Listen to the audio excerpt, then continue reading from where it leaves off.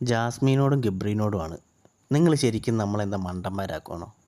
നിങ്ങൾ ഇത്രയും നാൾ 45 ദിവസം 40ഓളം ദിവസം നിങ്ങൾ അവിടെ ഇരുന്നിട്ട് കെട്ടിപ്പിടുത്തം, ഉമ്മ വെക്കൽ, കടി, ഇങ്ങനെയുള്ള എല്ലാ കുൽസിത പ്രവൃത്തിയും ചെയ്തിട്ട് അവസാനം ഇന്നത്തെ എപ്പിസോഡിൽ വന്നിരുന്നിട്ട് പറയുവാണ്, അയ്യോ എനിക്ക് ഇവനോട് വെറും ഫ്രണ്ട്ഷിപ്പ് മാത്രമേ ഉള്ളൂ എന്ന്. എന്താണ് ഇത് കണ്ടുകൊണ്ടിരിക്കുന്നത്? നമ്മളെന്താ മണ്ടന്മാരാ? ഗബ്രിക്ക് എങ്ങനെയും ജാസ്മിനെ ഒഴിവാക്കണം. അതാണ് ഇപ്പോഴത്തെ മെയിൻ പ്രശ്നം. പുറത്തുനിന്ന് വരുന്നവരെല്ലാവരും നമ്മുടെ ജാസ്മിനെ ഗബ്രീനെയും കുറിച്ച് പുറത്ത് ഭയങ്കര നെഗറ്റീവാണെന്നുള്ളത് അറിയിച്ചുകൊണ്ടിരിക്കുകയാണ്. അപ്പോൾ ഇതിൽ നിന്ന് എങ്ങനെയെങ്കിലും ഒന്ന് നൈസായിട്ട് സ്കൂട്ടാൻ വേണ്ടിയിട്ടുള്ള പരിപാടിയാണ് ഗബ്രി ചെയ്തുകൊണ്ടിരിക്കുന്നത്. പക്ഷേ ഗബ്രി മറന്നുപോയി ഇതെല്ലാം ഇവിടെ റെക്കോർഡഡ് ആണ്, ക്യാമറയിലെല്ലാം പതിഞ്ഞിട്ടുണ്ട്, ഇതൊക്കെ നാട്ടുകാർ കണ്ടിട്ടുള്ളതാണ് എന്നുള്ളത്.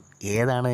കഴിഞ്ഞ 2 ആഴ്ച മുമ്പാണ് ഇതേ ഗബ്രി പറഞ്ഞത്, ഞാൻ നിനക്ക് അച്ഛനാണ്, അമ്മയാണ്, ബാപ്പയാണ്, പ്ലംബറാണ്, മറ്റേ KCB ഓഫീസറാണ്, എന്തൊക്കെയാണ് തട്ടിവിട്ടത്. എന്നിട്ട് ഇതേ ഗബ്രി ഇന്ന് പറയുന്നു, എനിക്ക് നിന്നോട് ഒന്നുമില്ലായിരുന്നു എന്ന്.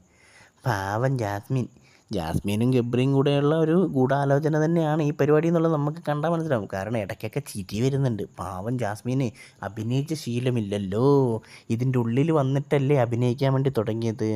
അതുകൊണ്ട് ചില കള്ളങ്ങൾ ഇങ്ങനെ പറയുമ്പം അറിയാണ്ട് ചിരിയെല്ലാം വന്നു പോകുന്നുണ്ട്.